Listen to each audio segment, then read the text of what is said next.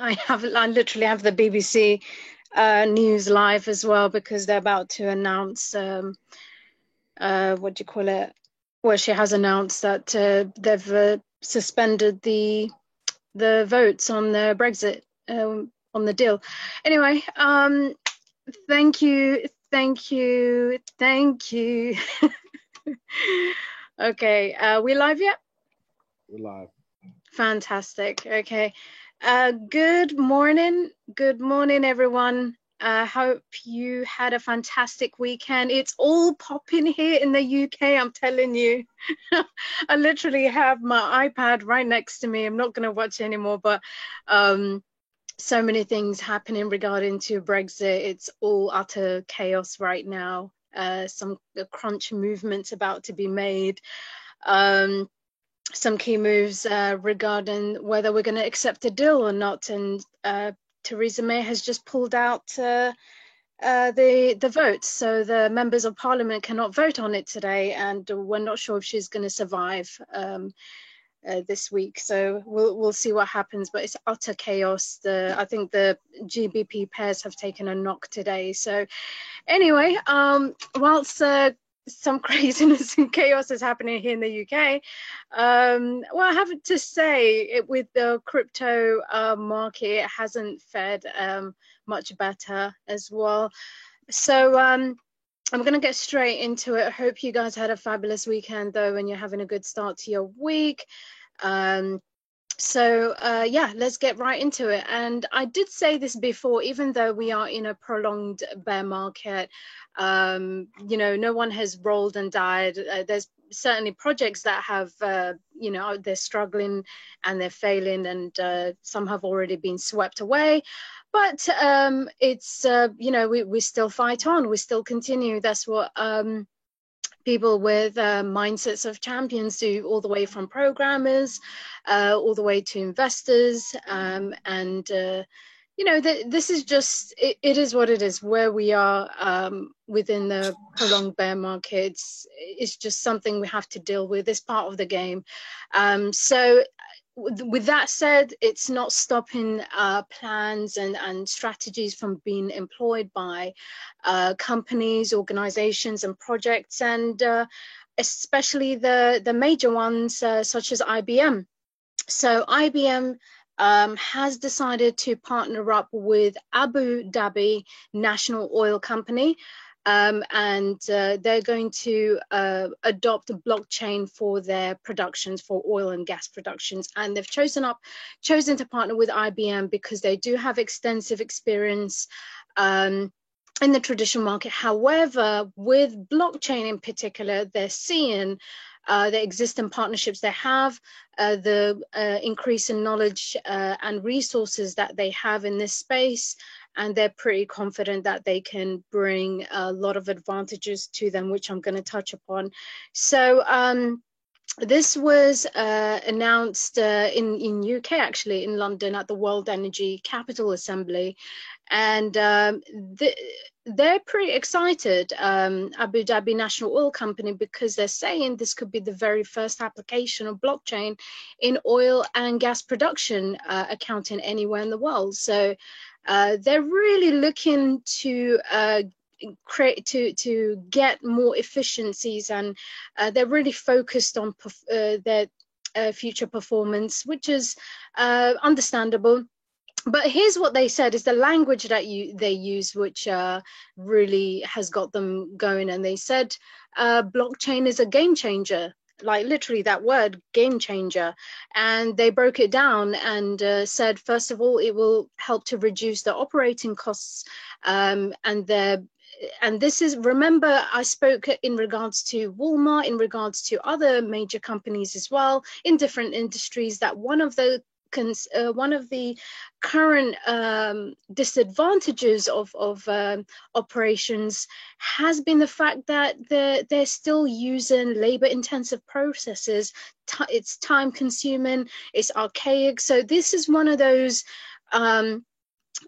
companies with structures and systems in place that could basically be hauled into the 21st century and be able to reduce the time and the and the cost essentially of going through these of the structure, the processes that they have. And so they said by eliminating these time-consuming and labor-intensive processes, they are going to be saving money, time, in terms of strengthening their trading and marketing their products as well is going to help. And really what their long-term goal, what they say, they call it the 2030 smart growth strategy.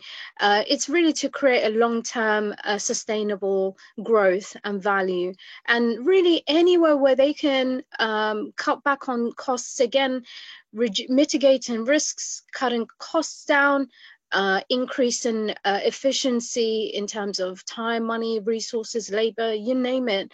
I mean, it's not just, let's be frank, it's not just the ADNOC that are doing this. It's other companies that are, regardless of the industries, that are looking to blockchain to see how they can bring efficiencies to their existing markets, existing processes, whether they can incorporate it with their existing processes or completely eliminate the traditional processes and go with new technology. So it's very disruptive in that respect. It's not just a bandwagon, or, you know, to jump in, or a fad. This is happening. It has been happening on the ground level, and it's just now company by company, investor by investor, you know, stakeholder by stakeholder, different industries are taking a look at how this technology could help them, even if you know, when they say that expression, you know, that in regards to blood on the streets, even if it's your own, this is one of those areas where they feel, even if there's certain processes that has to be reduced or has to disappear in order to realize these profits and save time, they're willing to change, they're willing to adapt. So in some cases, disruptive technologies like blockchain does actually help to position themselves for the future in a better way, so they can essentially survive. That's the name of the game, is when they're creating these forecasts and business models and how they're going to adapt and survive. They're looking at different ways they can explore. And it's just that where we are, it's a sign of the times. You can't just be complacent. And even if you're making money now, even if you have a strong community now, what will sustain that energy? What will sustain that interest? What will sustain that growth? And that's really at the heart of this. And so a lot of companies can relate to what the Abu Dhabi National Oil Company are speaking on, and what they're looking to do, regardless of the industry. But in oil and gas in particular, very sensitive to prices and other factors, even political factors. So anything that can help them, you know, stay 1, 2, 3 steps ahead of the game. And, you know, with what we've been seeing recently with huge coverage regarding climate change, and there's, in fact, there's another conference going on. There has been in Poland, and it's just going to continue. It's just going to, the pressure is only going to increase for this particular sector with the oil and gas, with it being fossil fuels that, you know, contribute CO2 emissions into the atmosphere. And so anything that can help them survive longer, that can help them give them a better opportunity and a chance to be able to have more flexibility and so on. Any advantage that they can get, they're not complacent. They're going to try it and they're going to take it. And so having a proactive approach, a proactive strategy like this actually does help for businesses in particular. So this doesn't surprise me. They don't care if it's a bull market, bear market, they want to know, can this make me money? Can they save me time? Can this help in terms of human resources and the processes and structures in place? Is there what are the advantages, and is this sustainable? Is this something we can rely on? So this is something that I believe we're going to be hearing more and more of regarding other companies adopting a similar move. And this, again, I'm not surprised. And they've got the 2030 smart growth strategy in place for a reason. So they're looking to obviously increase their profitability, especially over the next 12 years is going to be very key, because there's a lot of policies and discussions right now surrounding, we have to make these cuts on all aspects of our lives. We have to reduce waste. We have to try and find ways that, in terms of mode of transport, even with what we eat, they're encouraging veganism and so on. But with oil and the products that come out of oil, such as plastics, we've heard of how that's poisoning the oceans, and fishes and marine life are ingesting these microparticles of plastics. And so there's going to have to be, there's a link, there's a chain, and there's a what do you call it, a thread that we all are connected to, and we all have that shared responsibility. So for them, they're looking to not just survive, but how can we position ourselves, how can we remarket ourselves to how can we justify ourselves in this world where they're seeing we've got no choice. It's not a case of it's not a luxury anymore. We must change at all levels. Society has to change at how it consumes energy and water and all aspects. And this is something that is they're going to get more and more political pressure from governments worldwide. And also there's going to be economic repercussions as well. And also businesses and individuals will be voting with their feet, switching to as they're more and more educated, they're going to be switching to environmentally friendly ways. So people already, there's movements to reduce or eliminate use of plastics. That's going to have an impact on businesses that rely on the manufacture and distribution of plastic goods, but also that's going to affect the costs of other end users, restaurants, and other businesses as well. So but that's going to be a small price to pay, a sacrifice. We brought ourselves to this point. We have to pay that cost for future generations, so future generations have a planet to live in, and the animals are not all extinct. They don't have to pick up the books and look at what an elephant was or a lion was. We have the chance now to really change to try and minimize it so the damage is lessened. So this is why I like the fact that they're using we have to be realistic.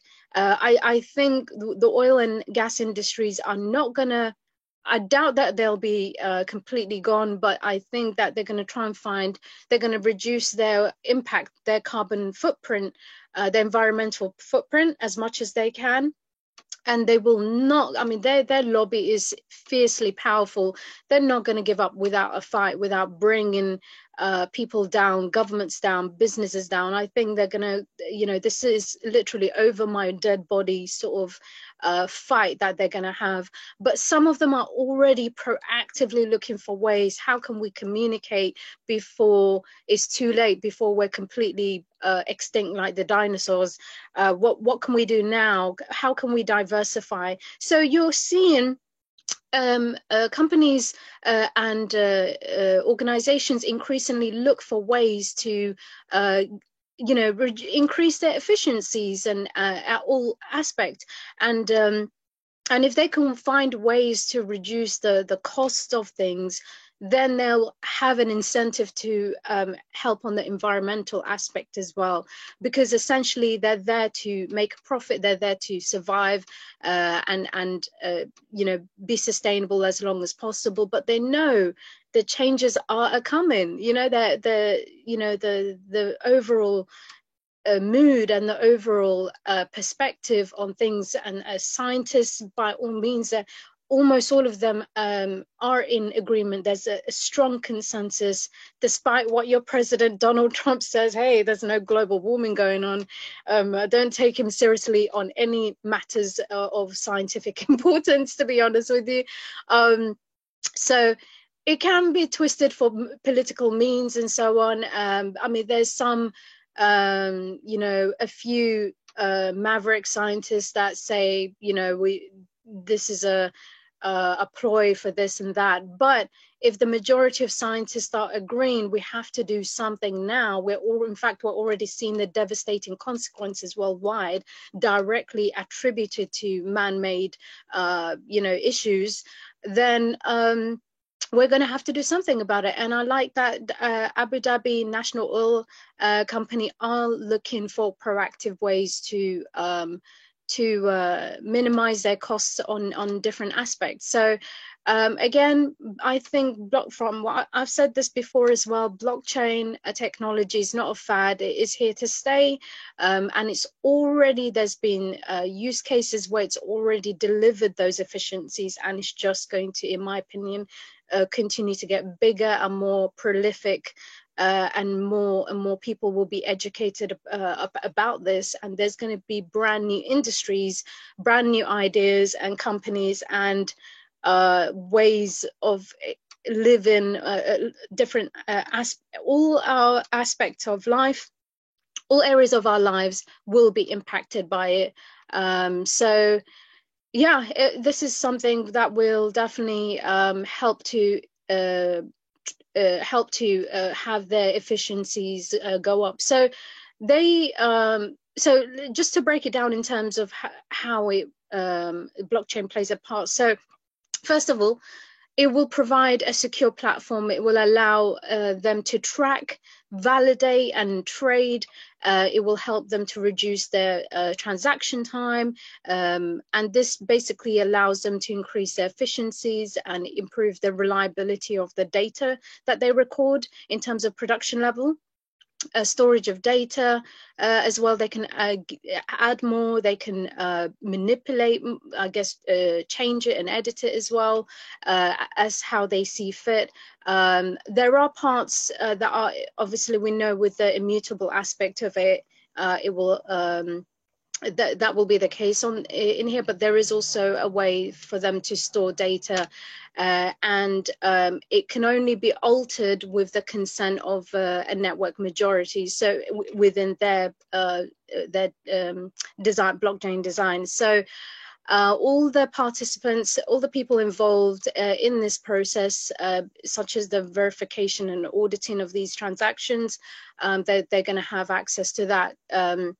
And so, so for instance, if they wanted to record how much crude oil is sent from the production well to the refinery, they can do that. They can check, and or how much liquefied natural gas is being exchanged between different firms or exported to customers, at what price, that can also be seen as well. So this is something which will give more transparency. It'll be way more efficient than the traditional methods that they used to use, and it will definitely save them time and money in the long run. And so that plays perfectly to their 2030 growth strategy, and they feel this is something that, you know, essentially, to put it in other words, it enables them to track everything. It gives them this amazing ability to track everything, literally from start to finish. So where the oil was extracted, how it was extracted, everything, all pieces of information right from the beginning, from its genesis, from its birth, all the way to the end user, from well to customer, from oil wells to customer. So that's the value that will go in at every step of the chain, every step of the process is where that they'll be getting benefit, they'll be getting value from that. And blockchain technology, as opposed to what they're using, is going to help them increase that value proposition. So definitely allows them to take advantage of that. And yeah, and it certainly will increase trust as well because of the transparency between customers and investors. And more importantly as well, they're going to ensure that the risks are mitigated as well, because they have a clear, there's accountability there, and because of that transparency, they're able to hold certain individuals or people or certain areas accountable if anything does go wrong. So that I'm sure that they'd have insurance in place, or some sort of safety mechanism in place, so that they can always be certain, hey, we've got this, we're completely accountable and aware, and it's open, it's transparent, and so on. And so that definitely gives peace of mind and confidence to the people involved in that. So yeah, very positive development with that, and I do foresee more companies copycatting. You know, I'll be interested to see what the other oil and gas company does as well. Shell, Exxon, Mobil, Total, and so on, BP. I'd love to see how they're going to continue to, because I know they're also having their different strategies of being able to survive over the next 50 years with the increase in government pressure and environmentalists as well. They've got very strong lobby, and over the years we're going to see more and more people, especially from society and scientists, coming up to back them further and put a lot of pressure on these oil and gas companies to help to use technology or use other new any means to help reduce or eliminate their environmental footprint. Carbon capture is one technology that they're speaking of for oil and gas to somehow take responsibility for, because they're putting all this, they're benefiting from having these products, the raw material being sold for other products to be made, but they also have to be partly responsible for that. And it's not enough just to pay taxes on it.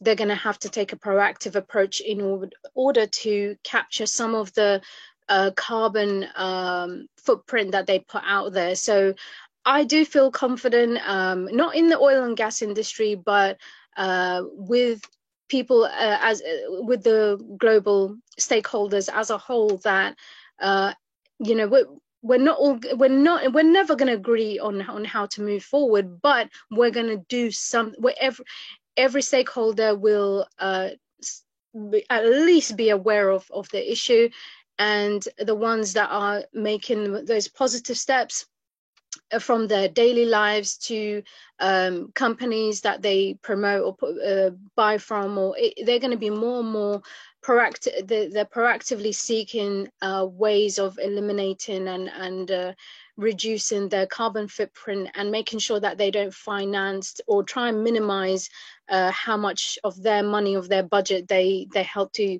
unwittingly contribute the demand to these products and services. So this is really important in that respect, on what this means on a global scale. So I do believe, first, yeah, they definitely need to take advantage of the blockchain space. But I hope that they also are inspired and encouraged to continue to work with scientists and other environmentalists and their customers and their shareholders and so on, to be able to look at and implement ways they can reduce or eliminate certain aspects that is currently doing damage to the environment. And also in terms of poverty, in terms of social inequalities, disparities, and so on, trying to reduce that to help to give more opportunities to people as well in a sustainable way, and that's environmentally friendly. So I do actually see them, these companies look to acquire renewable companies that are focused on renewable energy. I do think that there's going to be more buyouts, mergers and acquisitions on that front. I do feel that they're going to try different ways to diversify into different industries. So when the time comes for them to if they feel like they're on the verge of collapsing and they're going to be extinct like the dinosaurs, that it is going to be one of those industries where it's going to be severely limited. Like, for example, tobacco industry. When it first came out, it was the tobacco industries. I think they were called Philip something, really old company. So the way they marketed these products, and they based it on fashion and swag and all that stuff, but they didn't obviously didn't want people to know the health risks and so on. But from that point where you had it as there was a very strong cultural and social significance to having cigarettes and smoking tobacco, to now where at least in the UK, from what we're seeing, there's legislation in place where shopkeepers are not allowed to display the names or the packets. It's actually, there's like complete, it's behind a, a cabinet that's completely, there's a opaque screen. You can't see any of the labels, any of the company names and products. You're going to literally have to ask for tobacco, and you have to know the name of it, or ask for recommendation. And you also have to have your ID with you, and also that in front, when you see these packets, right in front of it, it says literally, maybe leaving like 20 or 30% for the actual name, and then the rest of it, smoking kills. And perhaps we're going to see that in industries where it's causing more climate change, more damage to the environment. We're probably going to have, it's going to be really uncool, really frowned upon by society for you to be driving using petrol or gasoline, or frowned upon to be meat eaters, or frowned upon to not knocking anyone or stating this is just something that we could potentially see where things will be frowned upon. At one time it was cool and hip or whatever, but at some point in the future, we're going to be so affected by the devastation of what's happening attributed to climate change, that we're going to, hopefully not when it's too late and not when it's irreversible, but to the point where we will literally have a cultural change where people that are, certain things that are contributing drastically to climate change, that will be frowned upon. So survival and adapting to a new environment is definitely is going to be, it's a definite. I cannot see any way where companies in the oil and gas industry or any other industry like agriculture, animal agriculture industry, and especially the meat and dairy industries, they're going to be they're going to be under continued pressure to be able to, especially the lobbying power that they have as well. There's probably going to be laws. There's something called ag-gag as well, from what I heard, where you're not able to speak freely or even go into these places, slaughterhouses or whatever, to secretly record or speak of what's really happening out there. So there's going to be more and more people pushing back.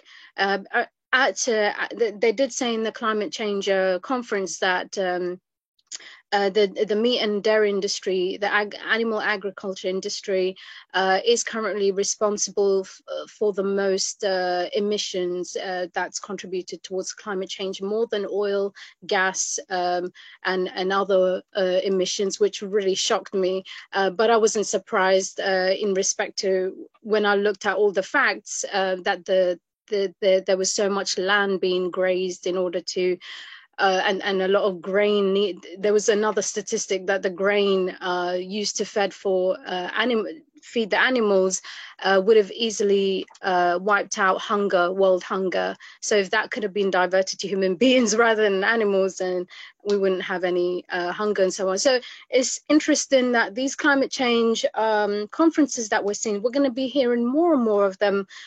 They're actively promoting vegetarianism, veganism, and so on. They're actively promoting ways for you to reduce reliance on oil, on gas, on plastics and stuff. Just expect more and more of this to be promoted, and a cultural shift to happen. If it hasn't already happened, it's going to happen on a massive scale, and it has to happen within the next 10 years. I think they said by 2030, by 2035 or something like that, we're going to have to make a significant reduction, 80%, I think, in our use, in our output of climate change, climate emission gases and so on. So yeah, so very powerful stuff with what's going on there. But blockchain does have a massive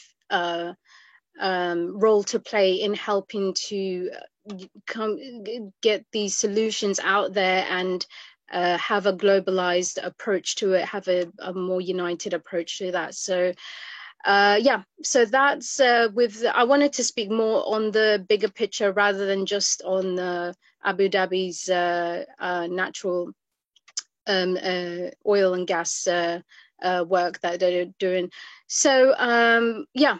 And then Facebook, they decided to look for 5 more people to join their company, specifically for blockchain-related jobs.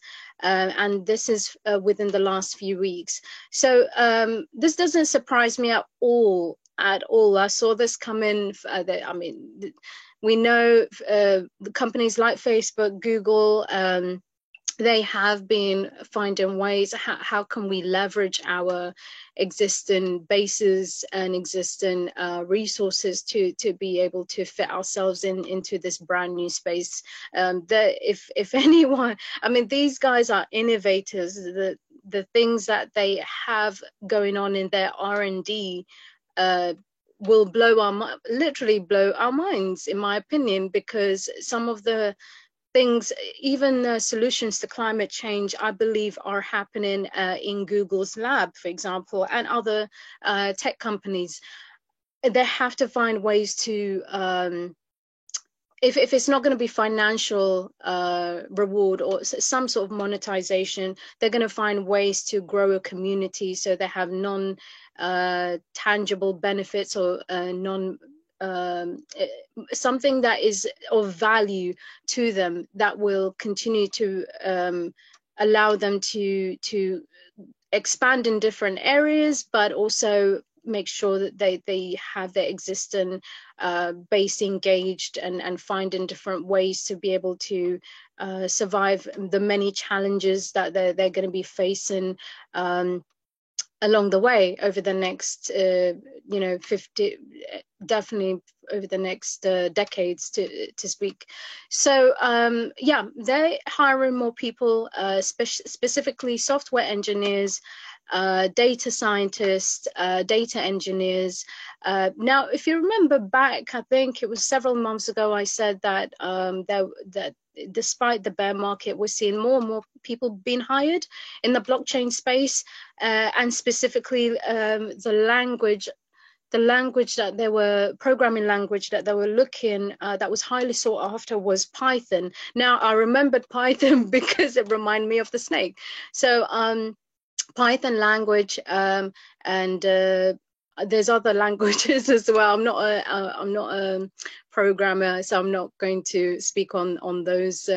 But certainly, they're in high demand, and I'm not surprised at all by this, and that they feel they will have a massive, literally a massive global impact in their own words. And this is connected with their fundamental mission of problem solving and community building, and they're looking specifically for any opportunity that they can exploit with what blockchain technology offers them to their advantage. And this is something again they've got, like they're thinking and planning way ahead, 10, 20, 30 years into the future. And we know in technology, we know especially in crypto and blockchain, a day, so many things can happen in 24 hours. It's compressed in our world. It's at the speed of light, right? Is that you can't even say seconds now. It's literally every nanosecond there's been some sort of development happening. So they want to help billions of people with access to things, whether that's financial services, new ways to create new things, new ways to share information. It could be anything, but they literally want to be ahead of the game and get and have their platforms be right slap bang in the middle of that revolution or that movement, and that's how they want to portray themselves, as helping give people a helping, what do you call it, a platform. So instead of giving someone a fish, they want to teach people how to fish and be able to give them a platform to be able to learn from people across the world. And that way they feel, by empowering people with this knowledge and information, somewhere else across the world has your answer. You've got questions, they have your answers. You have problems, they have your solutions. It's only a matter of having that network, that thing that will connect them and get them to see in a far larger scale. And so they're definitely going to find ways to monetize, in my opinion, the blockchain space. They're definitely going to carve it out. And it's another, I guess for us, is another evidence that they're looking, that they're not treating this with contempt, or they're not treating this with like, I'll see how this is. There's not that kind of feeling. They're all in, and they're getting people, the right people with so talented, so knowledgeable, and also very creative, very innovative, and they want those individuals to be in their team with them, helping to drive the frontier forward with them, and find ways that they can be profitable in the future, as well as get that community that, what do you call it, grow their community base as well. And here's the thing, I feel that because of the recent publications, the media scrutiny, government scrutiny, because there was a recent development in the news where they had all these different panelists, governmental panelists from all different countries come there. And Mark Zuckerberg's seat, there's this famous photo, I don't know if you guys seen it, but his seat was empty. And you see a shot of every one of those people looking towards, as if you are Mark Zuckerberg, but the seat is empty, he's not there, and is as if, you know, he doesn't care. That's the image that the image was implying. And instead he's sent another deputy, or not to be present, but just to advise on what was going on. So, you know, Facebook has a lot of damage control to do still. And for them, they feel, okay, maybe people will get bored of Facebook. Maybe people will find other, they've got, you know, fierce competition elsewhere. Maybe they're going to use other social networks. Yeah, Maria. Yes. You want to go live on Thursdays and talk about cool stuff, like just in the group? On Thursday? Yeah. Like Thursday, like around, I don't know, like 6 o'clock. Yeah, we'll figure out the time, 6, 7, or 8. So, because I think a lot of people are really like concerned as far as like the big picture, as far as in relationship to price. So, like right now, with the market being so bearish, there's a growing sentiment. I don't know why my camera looks all dark and blurry, but there's a growing sentiment that Bitcoin is like a big bubble. It's never coming back. I've heard a number of people that I think are pretty respectable people speak on Bitcoin is like never coming back over 10,000 again, 15,000 again. And I think it's interesting, like the psychology of it all, because when Bitcoin was, going parabolic, people were so euphoric. They're like, oh, Bitcoin's going to 50,000, 100,000. And now that Bitcoin is bearish, people are extremely fearful. They're like, well, it'll never come back over 5,000 or 10,000. So I think it'd be good to have a discussion, like just having a more balanced, even keel approach. And I know a lot of people on the technical side, they might kill me for this, but I really do see Bitcoin as being something that can grow into being a measure or a unit of an account, something that's transformative as far as exchanging value. And even if it's not Bitcoin, then it could be another currency, but Bitcoin already has that first mover's advantage. And I think when you think of cryptocurrency, the few people that are familiar with it automatically think of Bitcoin. I would even argue to say people know what Bitcoin is and not what cryptocurrency is. So I think Bitcoin, for those reasons, even though it may not be the best project, we have every reason to believe that it's going to go the furthest and be around the longest. That's just my personal opinion on it. But that aside, even if there's better projects, I think Bitcoin is going to be Bitcoin. So I want to talk more about that, like as far as like how we fit in all of this as Black people, and how we could take advantage of the down market, and how we can essentially make this all make sense and work for us. Because at the end of the day, I've been bearish on crypto as far as like saying that it's going to drop to this price or that price.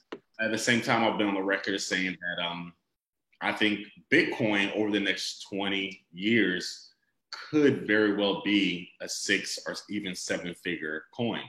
So I know sitting here, just thinking about it, like there's no way and it's impossible. I honestly think even there's some sentiment around the next halving on Bitcoin, which technically would support for a consolidation period for it to actually go back in price. So I think there's so many things on the upside as far as Bitcoin. I can't speak to the rest of this, a lot of this junk altcoins people are peddling.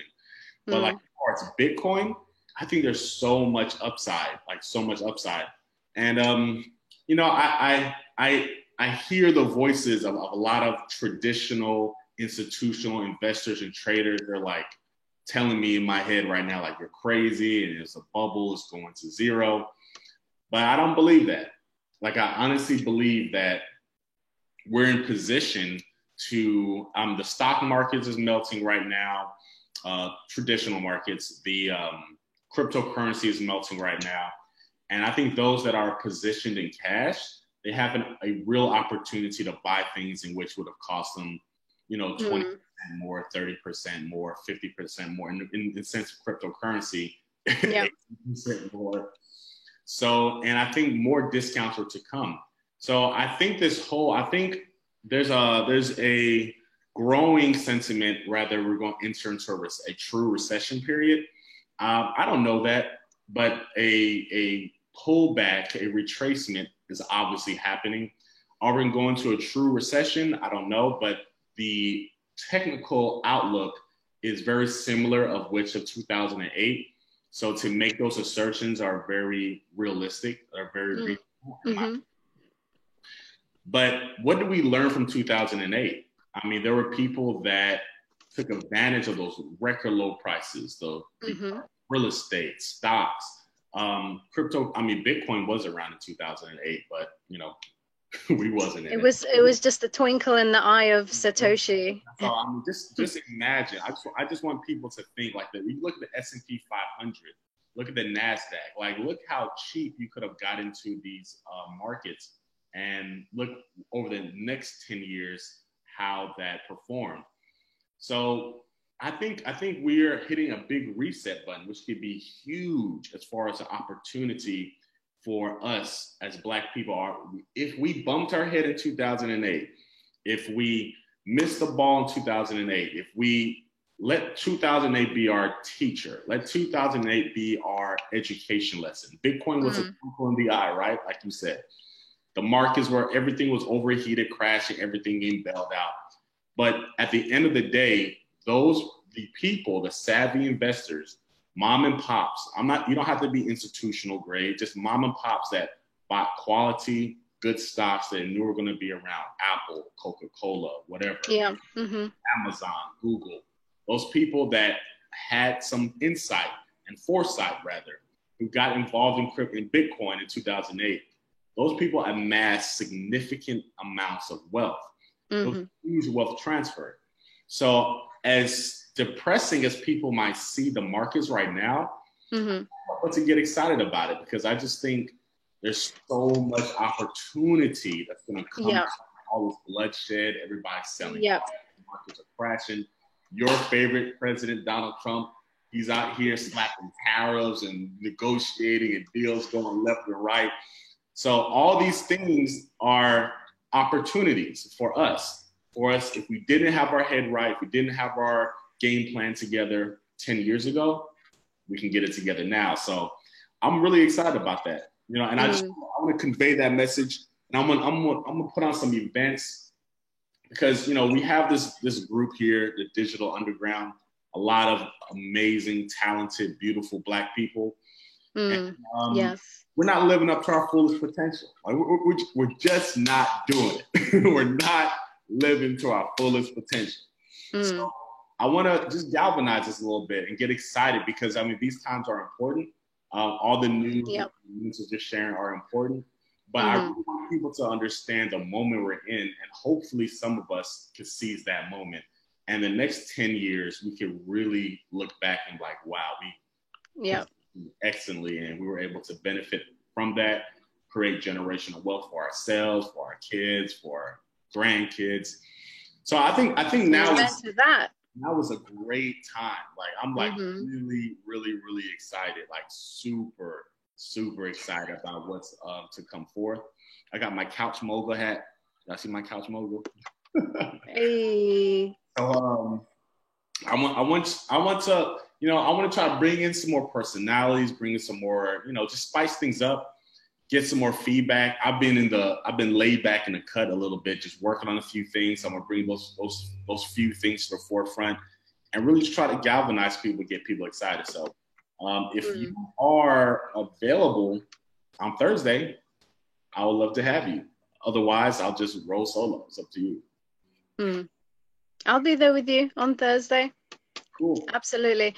So I definitely want to touch upon that, because you absolutely nailed it. Absolutely. And the thing is, it's so easy to get wrapped up, focused on the bear market right now, which is exactly what they want us to do. The market makers and people looking at to take it from the other side. And here's the thing: we are being tested. And if we have them, especially to check if we have the mentality of being a serious investor or not, that's what all it is. It's just one big test.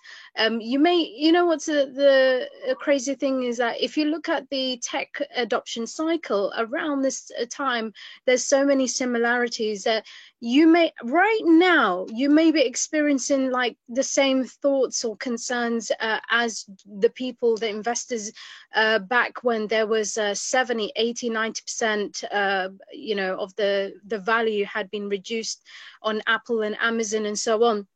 And those shareholders, can you imagine sitting through that period of time when everything you hear around you is bad news, and you have absolutely no idea of where the technology is heading or what could stem out of it.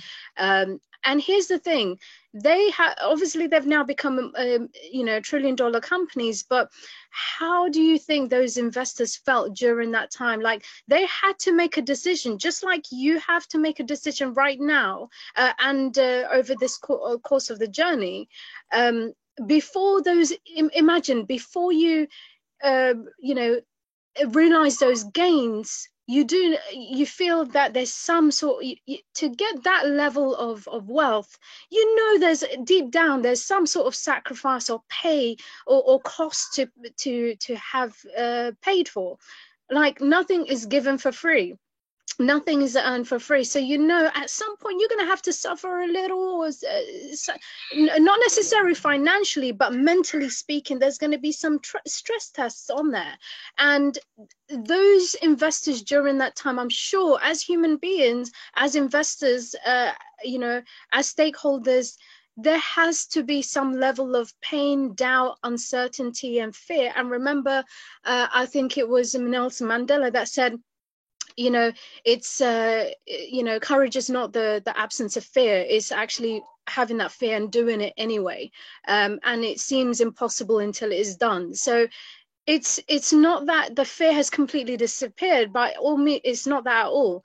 It's experiencing all those emotions, but not letting that control your decision making. That's why we always say to do your due diligence and to be rational and logic about it, and not having your emotions, whatever you decide to trade, hold, or whatever.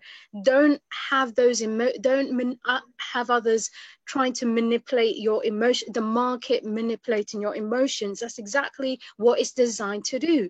Psychologically, it's all about emotions.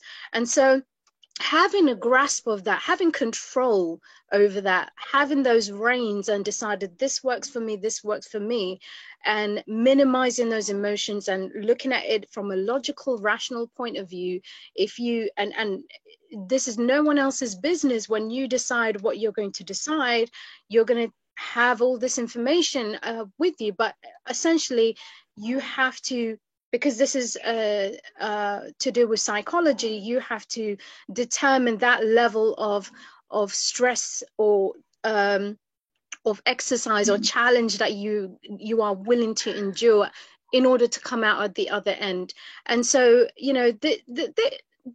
that's what I've noticed with a lot of these millionaires, whether they've been created through holding shares or investing in different ways. They've had to take some sort of knock. They've had to have some sort of challenge for them to be able to get those gains. So I agree with you in terms of opportunity to be had.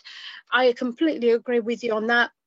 And I'll go even further. We've all experienced this throughout different aspects of our lives that has helped to toughen us up. It's made us more resilient, made us wiser. It's allowed to see us, what we have all in common, why we're brought here, what attracted us in the first place, because we see opportunities where others don't, where the average Joe don't, where other people, would say that there'd be, the first people to say, hey, this technology is a scam, this is a scam, but they're the last people they're the ones that jump on board when the market is up and when everything is hunky-dory.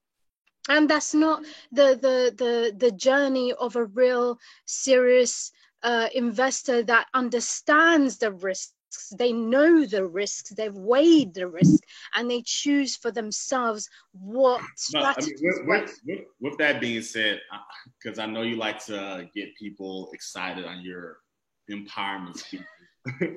Well, don't get Azamret started. I'm telling you, she's gonna be there. No, but I haven't finished. I haven't finished. I just want to say, remember why you came into this space in the first place. This definitely gives us the opportunity to refocus, remind ourselves what is possible for us and for others, and whatever strategies you have in place, you must do it with confidence, because this market is trying right now to shake your confidence. And taking risks, having reason, using reason and logic, and taking those knocks is part of the journey of an investor, and without it, success is not possible as an investor. So the only way, what I'm trying to say, the only way through is through. And the key is how you reframe uncertainty into opportunity in your mind. So I definitely want to mention this for hodlers in particular. Remember when we spoke back about the government rebate for crypto holders, right? So with that, in fact, you could still qualify for it, but I do believe time is running out. You only have it until the end of this. Was it December the 31st, end of this month to Yeah, look? we'll talk more about that Thursday too. So I actually set up an event called Beating Bitcoin. So we'll talk about that. Because in these type of markets, guys, whether you're holding, trading, whatever, like the rich typically just gets richer. So like there's all types of like loopholes and tax benefits and all types of things you can do. So you have to really just look big picture, you know. So it's never cool being down 80% or 90% on your investment when you are, you know, investing in cryptocurrency, no matter what type of tax benefits you get. So there's a element of realism. Like I get it. Like who wants to be down, you know, 80% on Bitcoin? But I'm not even going to tell you to like hold or stay strong or stay believed. I'm not going to tell you that because I really don't care. But what I do care about is just if you understand the bigger game that's being played. And in my view, and just my view, I just think that big money is shaking out little money. And the price of Bitcoin is going to reflect when they're nice and good and situated and they got their custodial account set up and everything's in place. Then they'll start pushing Bitcoin again. Because what we do know, over-the-counter transactions on Bitcoin, meaning people buying Bitcoin off of the exchange, that's still at record levels. So all this money being spent isn't for naught. You know, there has to be Bitcoin.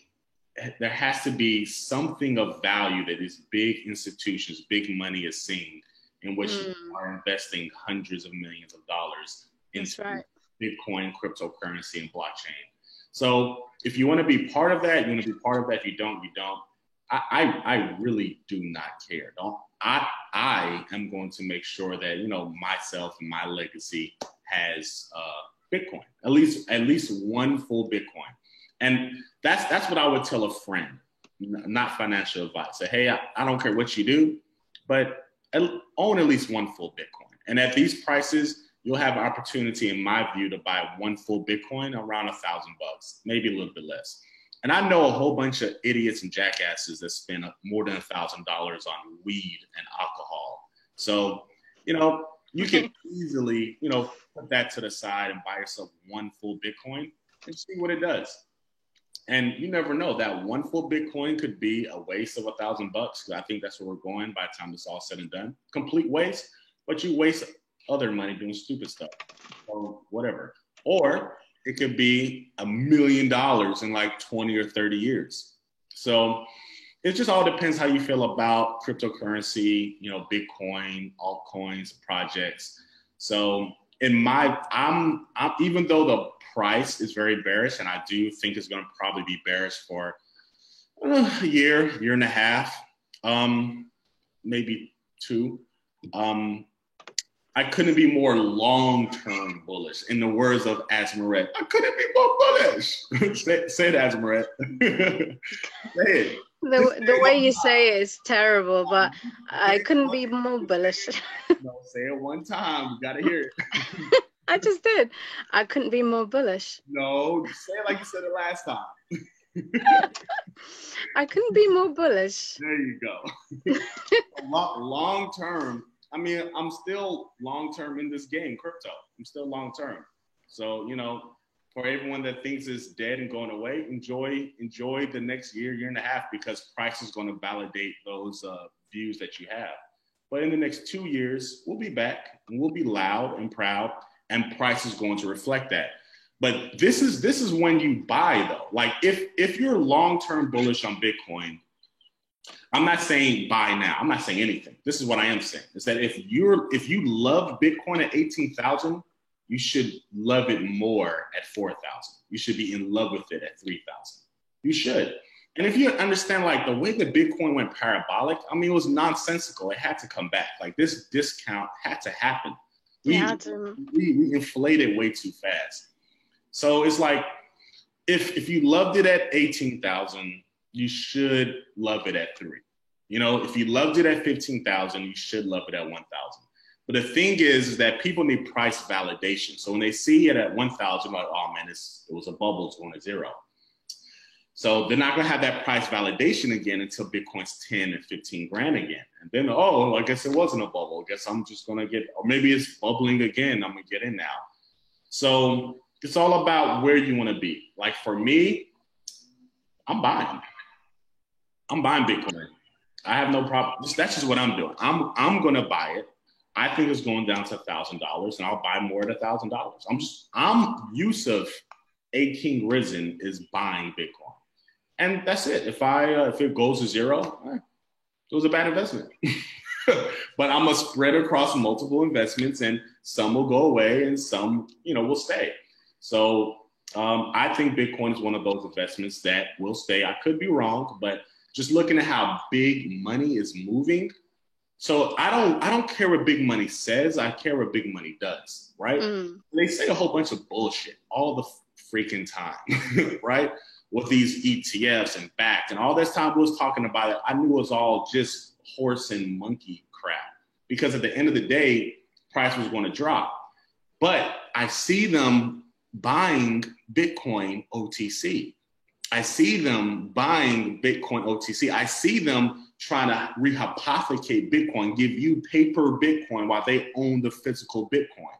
These guys are crooks. So as long as I see them scheming, wheeling and dealing, I'm going to try to be on that side, not on this side where we're just like, oh, it's going to 0. I mean, if you think that, you think that. You think that, you think that. But I don't know if they'll be spending all this money if Bitcoin's going to 0. I don't know. I mean, I know there's people with money to waste, but I just don't see them putting all that institutional infrastructure and buying so much over the counter if it was going away.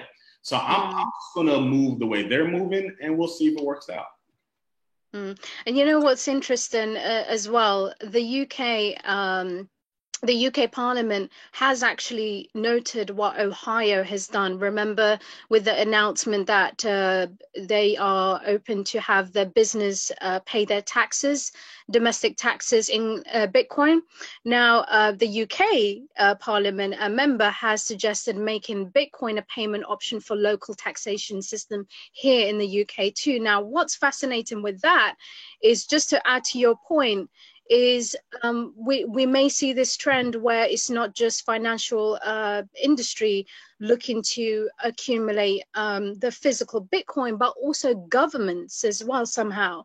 And so by having taxes being collected with Bitcoin or one of the top 5 cryptos, then that helps to legitimize this narrative. I don't listen. Don't worry about anyone legitimizing Bitcoin, because this is what I'm looking at big picture. If your local state government, your local or your state government is willing to accept Bitcoin, then they know what it is, or at least they have a high estimation by experts that they surround themselves of what it is. So listen, Bitcoin did its best when these little schemers and fraudsters weren't involved. Like before institutional money came, Bitcoin was doing amazing. Then the CBOE, they shorted this thing down to ashes. So we don't need them to legitimize this. Bitcoin is ours. Bitcoin is ours. This is ours. It's ours. Kind of ours. We really need our own cryptocurrency, like our own black owned for real. Like we're going to talk about that in just a second. On Thursday, I'm going off. On Thursday. Yes. But for the sake of this, because we're running out of time, Bitcoin is the people's, not black people. It's the people's. Do not look for the New York Stock Exchange to legitimize Bitcoin. We don't need institutions. We don't need them. We never need them. Because all they're going to do is bring their tricks and their games and their lies and their deceits and their price manipulation. That's all they're going to do. Shake you out and then take price wherever they want to take it. Whether that's to $1 or to $1 million or both, whatever serves their narrative. We don't need, like this big thing about Wall Street is coming, all the money that's flooding. I was happy without them. I was perfectly fine. Now, unfortunately, because of where we are, now we in the state of crypto, it's kind of like we're positioned. They pretty much got their 1 foot in, and they suppress the price. They suppress the price, and they have the narrative being that it's so stupid. It's just so stupid. Like, people really make me so mad because it's so stupid. Because instead of us having this, like, the narrative was, this is the people's coin, decentralized, uncensored, no censorship, peer-to-peer, exchange value. Now we're begging for Wall Street, like the same people that we're getting away from. Like, wasn't that the whole point? So that we weren't codependent on these institutions that are historic. We're supposed to sever our reliance on the traditional system. So we gave them 1 foot in the door. The second foot, and when that door is going to be closed shut, is when they have your Bitcoin, and they give you a piece of paper that makes you feel warm and tingly and make you think you own something that you really don't. That's the second foot. And if you allow that to happen, you're an idiot and you deserve everything that's coming after you. Big facts. Do not, if you believe in Bitcoin, don't trust your freaking bank to issue you Bitcoin. Don't trust your freaking... Have custody of your own. To issue you Bitcoin. Say, hey, Mr. Johnson, your Bitcoin is owned here. And here's this paper. And go to your kid's soccer practice. Own your own Bitcoin. Store your own Bitcoin, protect your own Bitcoin. Don't give them, it happened. The first foot's already in because everyone thinks we need this ETF. We're all waiting on Bannett. We're all waiting on them to come through. So the first foot is already in the door. We fell for that one. The second one is when you think you own something when you don't. Oh my God, it's gonna be so evil. It's gonna be so evil. It's gonna be the most beautiful, like a symphony. It's going to be like fractional reserve banking that we have. Play you so hard. Oh my God. And then when you own your piece of paper, Bitcoin's going to go to $1 million a coin. And you're going to try to claim mine. But, oh, no, I'm sorry. Well, Asmer actually owns it. Oh, you said, well, all these people claiming to your Bitcoin. Don't be a dummy. Own your own Bitcoin. Do not, if you believe in Bitcoin, don't care about what the price is now. I mean, of course you have to care. It sucks. It sucks. I'm not going to lie to you. It sucks. But remember what it is and what it represents. So at the end of the day, we're going to go off Thursday. Like, I got to really talk to some of you knuckleheads, because some of y'all knuckleheads, some of y'all straight geniuses, because y'all falling for these tricks. Just don't fall for the tricks. Like, don't fall for the tricks. They're not on your side. They've never wanted you to be wealthy. They're not doing you any favors. If you love Bitcoin, own a Bitcoin and protect it. Store it. Don't trust me with your Bitcoin. Don't trust Asmaret with your Bitcoin. Don't trust your bank. Don't trust Fidelity. No one. Not your friends or family. No one. Your husband, wife. It's called financial sovereignty. Say it with me, class. Financial sovereignty. Own your Bitcoin. I'm done. I'm out. Peace. Thank you. And just to add to that, I just wanted to mention as well that with private banks, for example, one thing that people do not realize is that they actually have the ability to literally put digits in their system. If you come in to borrow money, they have digits in their system. I think they give, like, maybe out of 100, let's say they give 30 to the central bank, and then 70 would be their ability to print that money and hand it to you. It's not real money. It doesn't come from other people's deposit. It's actually fake money. It's all money electronically written, just a bunch of numbers. And what they do with that, they hope that one day that you're going to pay that loan back. It's literally on that promise. And they use that 70 to actually go and buy and invest in things that can make them money in the meantime.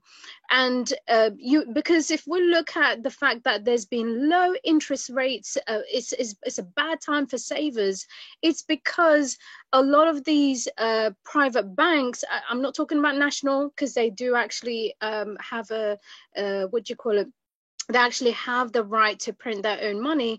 And it would be better actually if we had the laws rewritten so private banks are not allowed to issue their own money, only the national bank should. Because with that money, the money that is sitting in your money, whether it's deposits or whether they're using it from made up numbers, that money they're using it to lend out to businesses who then go out to invest in real estate, shares, or whatever it may be, or in speculative other things.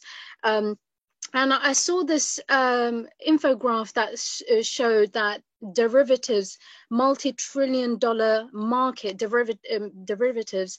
And so compared to where we are, this is just reminding me why there's so much emphasis on custody. The two things that the SEC was concerned about: market surveillance and custody solutions. Now, this is really to do with the fact that they need to protect the big boys, the institutional investors.